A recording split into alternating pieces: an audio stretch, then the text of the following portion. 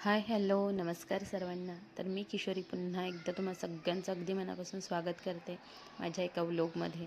तर थोडासा व्हिडिओ मोठाच झालेला आहे, तरी तुम्हाला आवडेल, नक्की बघा. तर इथे लिंबाचं लोणचं भरलेलं आहे, तिखट लोणचं भरलं आहे. आणि मी आता इथे व्हिडिओ रेकॉर्डिंगला बसलेली आणि माझ्या मागे चिमणी ओरडते. खिडकीमध्ये तिचं घर आहे ना, तिचा आवाज येणार आहे तुम्हाला. तर असो, चला आता इथे ना लोणचं कागदी लिंब घेतलेत, म्हणजे पातळ साळीची, छान स्वच्छ धुवून सुकवून घेतलेली आहेत, म्हणजे पाण्याचा अंश आपल्याला कुठेही वापरायचा नाही आहे.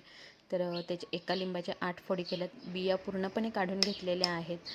त्यानंतर एकीकडे तेल गरम करायला ठेवलेलं आहे आणि एकीकडे मीठ, मोहरीची डाळ चांगली भाजून घेतलेली आहे. चांगली म्हणजे अगदी 2 ते 3 मिनिटं अशी भाजून घेतलेली आहे.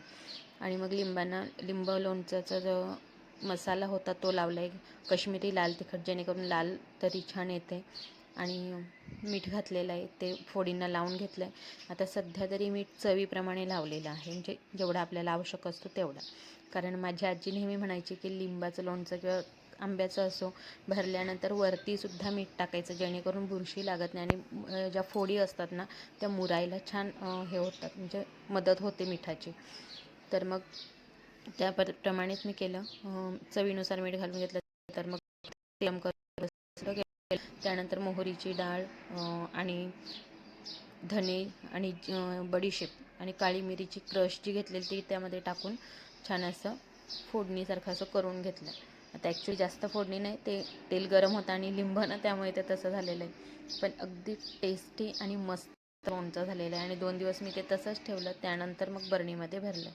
आता त्यानंतर काय झालं, ह्यांच्या मित्राकडे असतो माघी गणपती, पण काही कारणास्तव त्यांनी ठेवला नव्हता, तर चतुर्थीच्या दिवशी बसवलेला.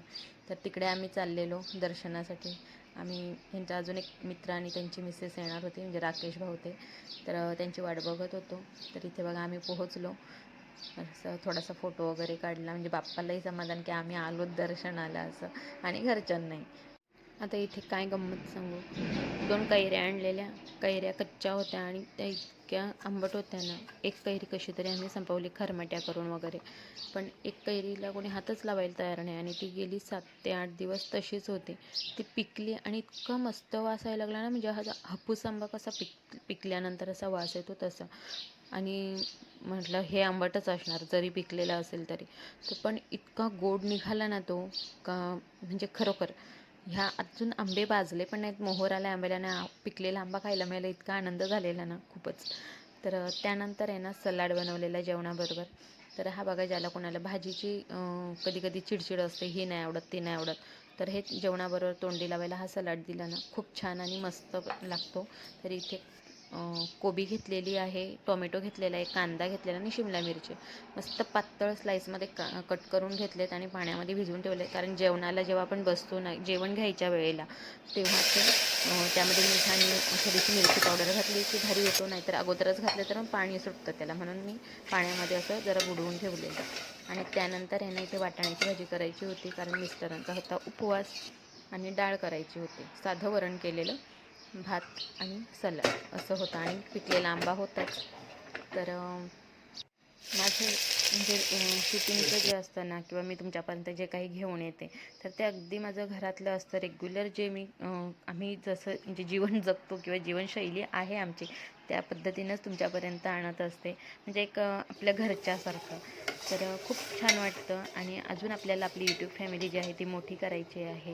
आणि माझ्या व्हिडिओ जर आवडत असतील ना, तर खरंच ताईंनो लाईक करत चला. तुमच्या प्रतिक्रिया, म्हणजे ज्या चांगल्या वाईट ज्या काही असतील त्या मला कमेंट्सद्वारे कळवत चला. त्याने काय होईल की मला अजून म्हणजे अनुभव घ्यायला मिळतील आणि अजून हुरहुरी येईल काम करायला. तर इथे सगळं सलाड वगैरे आता रेडी झालेलं आहे, त्यात मीठ आणि मिरची पावडर घातलेली आहे मस्त, आणि जेवणसुद्धा रेडी आहे. तर व्हिडिओ पाहिल्याबद्दल सगळ्यांच्या अगदी मनापासून धन्यवाद.